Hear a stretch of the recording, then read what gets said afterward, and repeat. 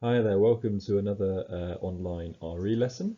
Today we are looking at the resurrection of Jesus, which is actually the most important belief within Christianity, certainly in terms of the events that happen in Jesus' life. His resurrection is the one for Christians which is kind of sitting above all the other events, because really without the resurrection there wouldn't be a Christian faith, because had Jesus died on the cross and stayed dead and not been raised from the dead, then he would have just died and he wouldn't have come back to life, and there wouldn't have been this religion built around the fact that here is a man who claimed to be the Son of God and ended up rising from the dead. So you've got the resurrection as a really, really integral part of the Christian faith. And when we get to a stage where we are going to be evaluating this sort of versus the other areas in Jesus' life, the resurrection sits above all of them as the most important belief in the life of Jesus. But before we get to that stage, we need to be able to explain what happened to him after his death, and certainly in terms of what Christians believe. And we also need to have a look at how belief in the resurrection influences Christians today. Now, to start with, I would like you to make sure that you have downloaded or at least copied out into your book the sheet on Show My Homework, which is labelled Sheet 1. I am actually going to read the story from the Bible of Jesus's crucifixion and resurrection. And what I would like you to do is I would like you to fill in the questions on the sheet as we go. Okay, so as I read, fill in the questions on the sheet. You should find it on Show My Homework. Okay, so on Show My Homework, you should have a document that looks a bit like the one on the screen there. So you have Friday, Saturday, and Sunday, and then the next few days and weeks. We are going to join the story on Friday late afternoon. So at this point, Jesus has already been crucified. He has already died. Within his crucifixion, he has said the famous phrases that we looked at last lesson, with things like, Father, forgive them, my God, why have you forsaken me? And the Romans who pierced his side have said, surely this man must be the Son of God. Now we get to a stage on Friday late afternoon where the disciples of Jesus are in a bit of a hurry to get Jesus buried in time for sunset, because the next day is the Sabbath day. And it's important to realize that in Judaism, which is the culture that Jesus was living in at that time, the Sabbath, the day of rest, comes on a Saturday rather than a Sunday, which is in Christian culture. And the Sabbath in Judaism is a really kind of quite strict day where you don't do any work if you're taking it particularly seriously. You don't do anything other than rest. And so even burying bodies was considered work and therefore shouldn't be done on the Saturday. So that's why the Romans wanted to make sure Jesus was dead, and they would break the legs of people who were crucified or pierce their sides, so that they were definitely dead on Friday and they could be buried in time for that Saturday cut-off, that day of rest. So not much happens on that Saturday. The main events in the crucifixion and resurrection happen on the Friday, which is the first day, and the Sunday, which is the third day. It's not 3 days later, it's on the third day.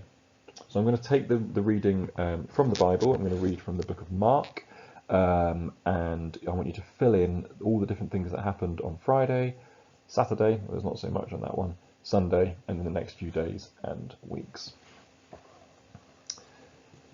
Jesus is buried. This was preparation day. That means the day before the Sabbath. It was becoming dark. A man named Joseph from Arimathea was brave enough to go to Pilate and ask for Jesus' body. Joseph was an important member of the Jewish council. He was one of the people who wanted the kingdom of God to come.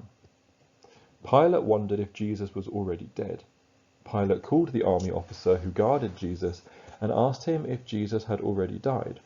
The officer told Pilate that Jesus was dead. So Pilate told Joseph that he could have the body. Joseph brought some linen cloth, took the body down from the cross and wrapped it in the linen. He put the body in a tomb that was cut in a wall of rock. Then he closed the tomb, by rolling a very large stone to cover the entrance.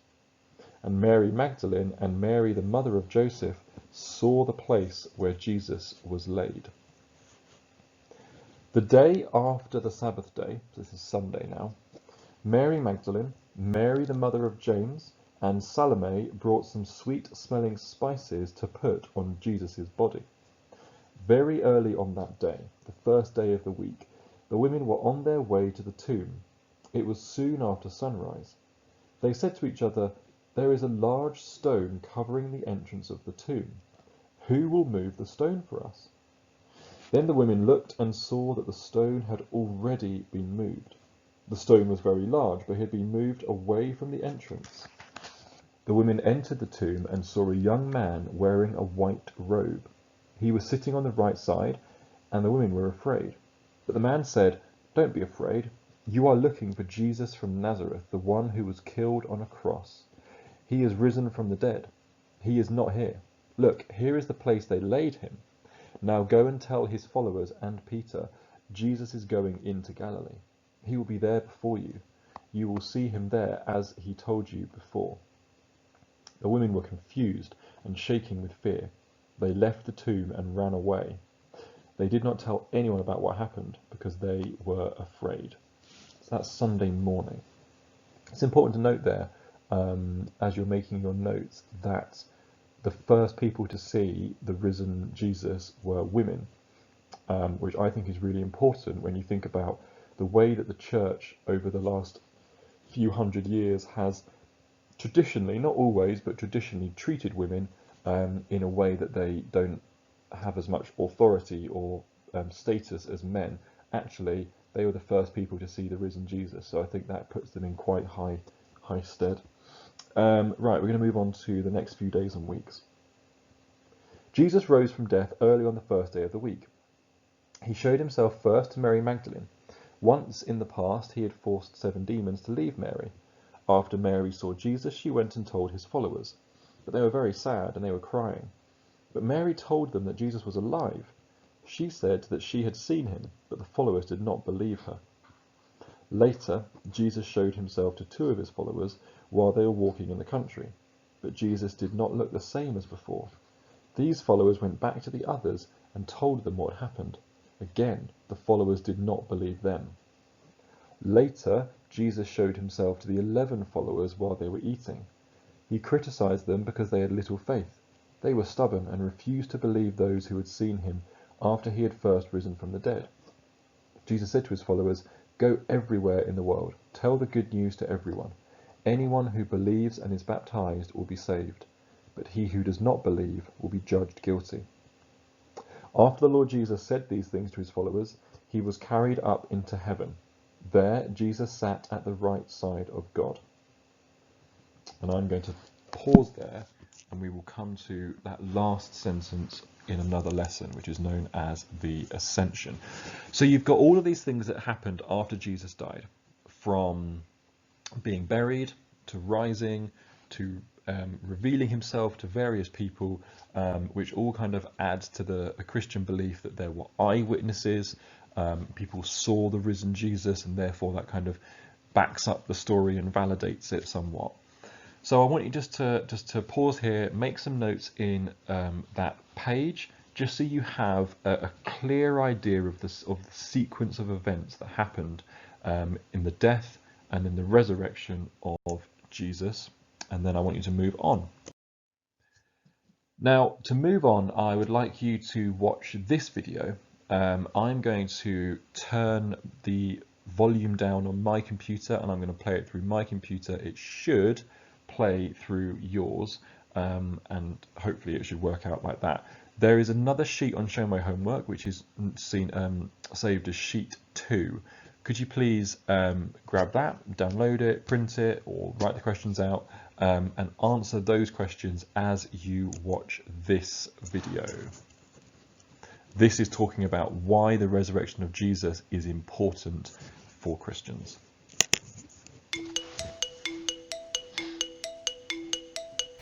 One of the most important beliefs of the Christian faith is Jesus' resurrection from the dead. The Bible tells how early on the first Easter Sunday, Jesus' followers arrived at his tomb. Yet instead of finding a lifeless body, they found the stone rolled away and Jesus' body gone. Angels at the tomb told them that he wasn't dead, he was alive. Some of the first women to visit the tomb claimed to have seen him themselves. And as the disciples came to terms with the news, Jesus appeared to them too, showing them the nail marks in his hands and feet as proof that it was really him and not some ghost. Now this all sounds incredible to us. We know that people don't just come back to life, but it sounded just as incredible to Jesus' first followers. To claim that someone had been raised from the dead was unheard of, but that's exactly what the early Christians did. And they weren't stupid. The highly educated and respected St. Paul claimed to have met with the resurrected Jesus on the road to Damascus. In fact, it was this event which changed him from a man who hated and killed Christians to one of Christianity's most important teachers and missionaries. A dramatic and sudden transformation which is pretty difficult to explain otherwise. For centuries, Christians have seen the resurrection as an event which proves Christianity to be true. Sources describing the events of 2,000 years ago agree there was an empty tomb and that Jesus' body was never found. And Jesus' friends and followers were willing to die saying they saw him alive. This belief that God raised Jesus to life is crucially important, make or break for the whole religion. St. Paul wrote in a letter to the Corinthian church, "If Christ has not been raised, our preaching is useless, and so is your faith." But why does it matter so much? For Christians, it's ultimately about hope. Firstly, hope in Jesus. In the Bible, Jesus talks about himself as somebody who was sent from God, and he taught people things as if he had special authority from God.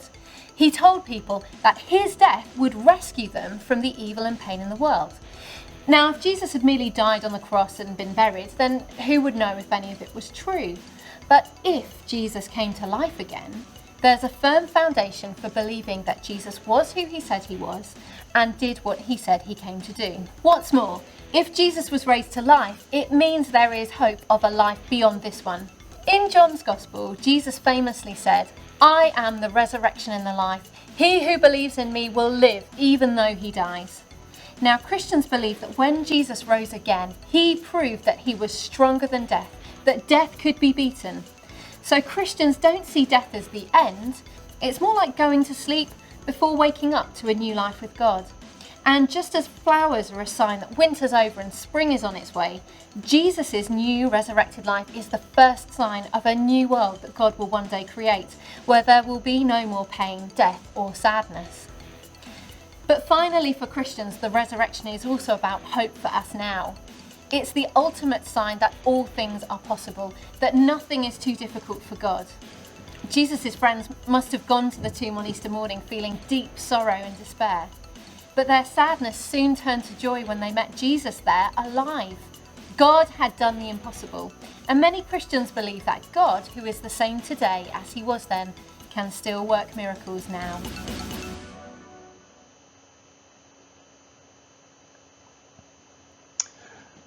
Okay, so what I will do is I will upload the answers to the questions that you've had from this video next lesson. So have a go at them now and then you'll get to sort of mark them and look at the answers next lesson. We've got one more thing I'd like you to do as well in the time that we have. And this is to have a look at two things, two sort of sections, the importance of the resurrection and the influences that the resurrection creates for Christians today. You've got 1, 2, 3, 4, 5 questions in the importance section and 4 in the influences section. And what I'd like you to think about is in the importance section, I'd like you to think that the resurrection is almost the final chapter, almost, because it's not quite, there's one more after it, but it's the kind of crescendo of Jesus's life. Imagine that for the last 2 years, imagine that I kept bragging that I drive a Ferrari. I kept bragging every RE lesson, I drive a Ferrari, and you're like, Mr. Bowdery, you're an RE teacher, how are you able to afford a Ferrari? And you drive to school in a Kia, so where is this Ferrari? And I'm like, I've got one at home. It's in the garage, and I swear I've got it. I drive it at the weekends, and you're like, I don't believe you because I've never seen it. Then prom comes around, and I rock up to prom in my Ferrari. You'd be like, oh yeah, he's got a Ferrari, and you'd see it, and therefore you believe it. The resurrection of Jesus for the people at the time was similar in some ways to that.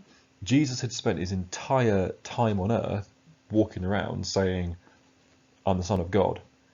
I've got divine powers. I can heal people. I can raise them from the dead. I can do all this kind of stuff. And up to this point, he has done some things that have made people's eyebrows go, oh, okay, like walking on water and raising Lazarus from the dead and, calming the storm, all this stuff. But every time he's done something like that, it's been incredible, but it's also been, in some cases, not all, explainable in some kind of human sense. For example, the calming of the storm, whilst it could have been a miracle, it also could have been a coincidence. Do you know what I'm saying? People could argue kind of either way. The resurrection of Jesus becomes that kind of, he spent his whole life going, I'm the Son of God, and then he dies, and then he's raised from the dead, and people go, oh, okay, yeah, hang on a minute, this guy's Son of God, because normal folk like me don't just get risen from the dead. So it's proof that backs up every claim Jesus has made up to this point. And that is why it's so important for Christians today and at the time. And remember, without that event, there would be no Christian faith. So it's two things. It proves everything that happened before, and it started everything that's happened since. So it proves all of Jesus' claims, and it started the Christian faith. So it's the central point of Christianity. Proves everything from the beginning and starts everything that's yet to come. And that's where we see the resurrection. Okay. With the influences, they are a little bit more simple because you've got more obvious questions, more obvious answers. Give them a go. Write the question, write the answer, write the question, write the answer. Okay. And I will give you the answers to these questions next lesson. I look forward to seeing your work. In fact, you don't need to submit this piece of work because I will give you the answers to next lesson and you can self-mark them. Okay, so don't worry about submitting this work. Okay, thank you very much.